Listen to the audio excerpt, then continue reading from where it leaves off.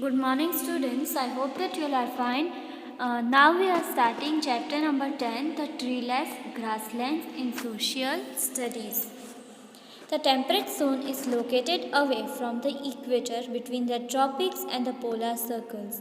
As the name suggests, the places in this zone are neither too hot nor too cold. तो जो temperate zone है वो हमने previous chapter में पढ़ लिया था कि वो इक्वेटर से भी दूर है और पोलर्स से भी दूर है। तो इसका मतलब क्या होता है कि उसका जो एटमॉस्फेयर है वो बहुत गर्म नहीं है ना ही बहुत ठंडा है। The temperate zone has less rainfall which usually falls in summer. Hence, only grasses grow in such region and is known as grasslands. तो टेम्परेट जोन का कैरेक्टरिस्टिक क्या है कि वहाँ पे रेनफॉल बहुत ही कम होता है पर और होता है तो समर में होता है एंड इसी वजह से वहाँ सिर्फ ग्रासेस ही ग्रो होती है और उसको हम ग्रासलैंड्स बोलते हैं। वहाँ पे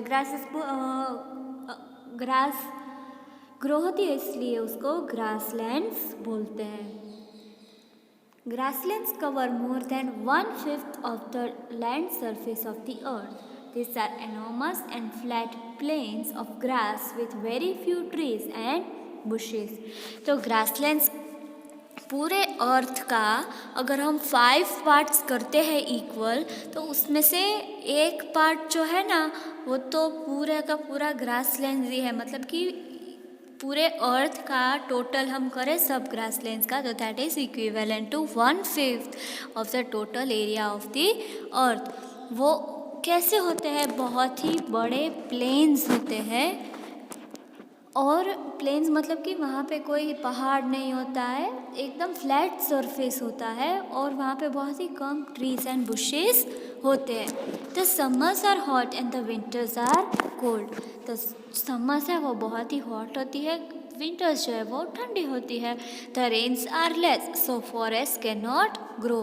तो वहाँ पे हमें पता हमने आगे कर लिया कि वहाँ पे बारिश बहुत ही कम होती है, इसकी वजह से वहाँ पे फॉरेस्ट ग्रो नहीं होता है। The grasslands are known by different names in different regions.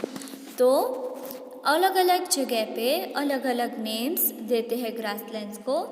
The various grasslands are, यहाँ पे हमें कई टाइप के नेम्स दिए हैं। 1 प्रेरीज इन नॉर्थ अमेरिका। तो नॉर्थ अमेरिका का जो कॉन्टिनेंट है वहाँ के जो ग्रासलैंड्स है उसको वहाँ के लोग क्या बोलते हैं? Prairies. Number 2 steppes in Russia. Russia जो कंट्री है वहाँ पे क्या बोलते हैं ग्रासलैंड्स को? Steppes. 3 pampas in South America. तो साउथ अमेरिका का कॉन्टिनेंट है वहाँ पे ग्रासलैंड्स को पैम्पास बोलते हैं।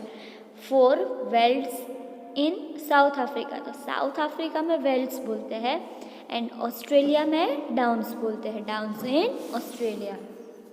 तो ये आप मैप देख रहे हैं यहाँ पे, दिस एरिया में जहाँ पे ग्रीन है वो सारे के सारे ग्रासलैंड्स है।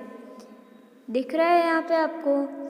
देखो नॉर्थ अमेरिका में जो ग्रीन एरिया है उसको प्रेरीज बोलते हैं, साउथ अमेरिका में पैम्पास, साउथ अफ्रीका में वेल्डास, रशिया में स्टेपीज और ऑस्ट्रेलिया में डाउन्स। और इस चैप्टर में हम प्रेरीज का डिटेल में पढ़ेंगे। Okay, the prairies, one such vast stretch of sloping grassland is situated in the interior of North America. It is called prairies. It is derived from the French word prairie, which means a large open area of grassland. तो यहाँ पे हम north America में जो grassland है उनको prairies बोलते हैं। अभी हम प्रेरीज के बारे में पढ़ेंगे। वो बहुत ही बड़ा एरिया है,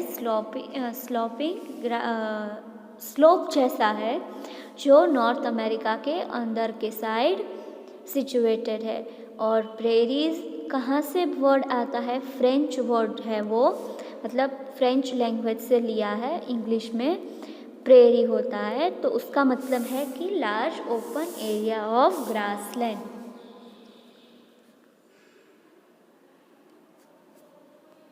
इस मैप में आपको जो ग्रीन कलर दिख रहा है वो सारे प्रेरीज है। लोकेशन एंड लैंड, तो अभी इसका लोकेशन कहाँ पे है? The prairies in North America extend from Canada to Mexico.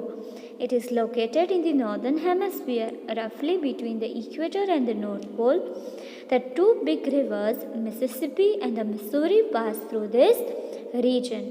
तो नॉर्थ अमेरिका का जो प्रेरीज है वो यहाँ पे मैप से हम देख सकते हैं कि कनाडा से लेके मैक्सिको तक एक्सटेंड होता है और इसका लोकेशन नॉर्दर्न हेमिस्फीयर में है। नॉर्दर्न हेमिस्फीयर मतलब कि इक्वेटर के ऊपर का जो एरिया है उसको हम नॉर्दर्न हेमिस्फीयर कहते हैं और रफली जो है वो इक्वेटर और नॉर्थ पोल के बीच में होता है। वहाँ पे दो बड़ी रिवर्स जो कि मिसिसिपी एंड मिसूरी है वो इस रीजन से पास होती है। Climate and agriculture. In the prairies, the climate is extreme. The winters are cold and the summers are hot. तो prairies में क्या होता है कि प्रेरी तक का जो एटमॉस्फेयर होता है वो बहुत ही एक्सट्रीम होता है। तो वो विंटर्स में बहुत कोल्ड एंड समर्स में बहुत हॉट होता है। पर बेटा जो टेम्परेट जोन है ना उसका जो एटमॉस्फेयर है दैट इज़ मॉडरेट, कि बहुत ठंडी नहीं बहुत गर्मी नहीं। पर जो प्रेरीज का एरिया है यहाँ पे उसकी बात हो रही है, दोनों को मिक्स मत करना। तो यहाँ पे विंटर्स बहुत ही कोल्ड होती है एंड समर्स बहुत ही hot. Rainfall is moderate and occurs mostly in the summer season. This climate is not suitable for trees to grow. तो रेनफॉल जो है वो बहुत ही मॉडरेट होता है। मॉडरेट मतलब बहुत कम से थोड़ा ज़्यादा, और बहुत ज़्यादा भी नहीं बहुत कम भी नहीं। तो और मोस्टली समर में है और ऐसा जो क्लाइमेट है that is not suitable for trees to grow, इसलिए वहाँ पे फॉरेस्ट नहीं होते। Trees are rare in the prairies except along the river.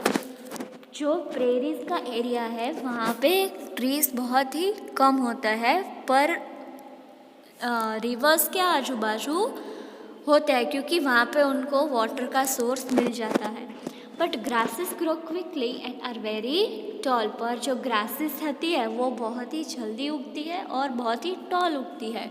The spring season shows the best growth of grasses. Sometimes hot winds called Chinook, which blow in spring over the prairies, help to melt the snow and make grazing possible. तो spring season जो होती है वो grasses का best growth दिखाते हैं क्योंकि spring season में ग्रासेस सबसे ज़्यादा ग्रो होती है और न्यूट्रिशियस भी होती है। वहाँ की जो हॉट विंड्स होती है चिनुक कहते हैं वहाँ पे उसको, जो और बेटा यहाँ पे विंटर सीजन जब भी होता है तभी स्नोफॉल होता है, राइट। अगर स्नो का पूरा लेयर है तो उससे क्या होता है कि ग्रासेस और ये सब कवर हो जाता है। इसकी वजह से जो एनिमल्स हैं वो ग्रास खा नहीं सकते हैं, राइट। तो जो अगर ये चिनोक ब्लो होती है तो क्या होता है कि आइस जो होता है दैट स्टार्ट्स मेल्टिंग और जो ग्रेजिंग मतलब कि वहाँ पे जो एनिमल्स होते हैं शीप या गोट वो ग्रासेस खा सकते हैं। The presence of rivers Mississippi and Missouri and the tributaries are a boon for the farmers as they provide water for irrigation. तो वहाँ पे दो रिवर्स हैं Mississippi and Missouri and the tributaries. Tributaries मतलब कि रिवर जो होती है वो उसके कई, तो एक रिवर से कई रिवर्स ओरिजिनेट होती है उसको हम ट्रिब्यूटरीज बोलते हैं। मेन जो होती है that is Missouri and Mississippi, और उसकी इन दो रिवर्स में से कई और रिवर्स भी ओरिजिनेट होती है। तो इसकी वजह से दैट इज़ अ बून। बून मतलब कि एक ब्लेसिंग टाइप का। हमें पता है कि प्लांट्स को वाटर सनलाइट एयर ये सब चाहिए, तो बून क्यों है क्योंकि उनको प्रॉपरली वहाँ पे वाटर मिल जाता है इरिगेशन के लिए। This region is perfect for growing wheat and is therefore known as the wheat basket of the world. तो ये जो region है prairies in North America, that is perfect place for growing wheat.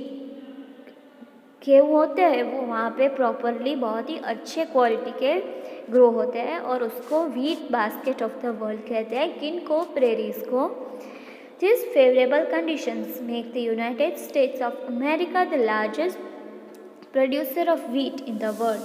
इसकी वजह से USA को largest producer of wheat बनाता है कौन? प्रेरीज। आई होप कि आपको ये चैप्टर ये टॉपिक यहाँ तक समझ में आ गया है। अगर आपको डाउट हो तो 12 o'clock से पहले आप मैसेज या फ़ोन कर सकते हैं। Thank you.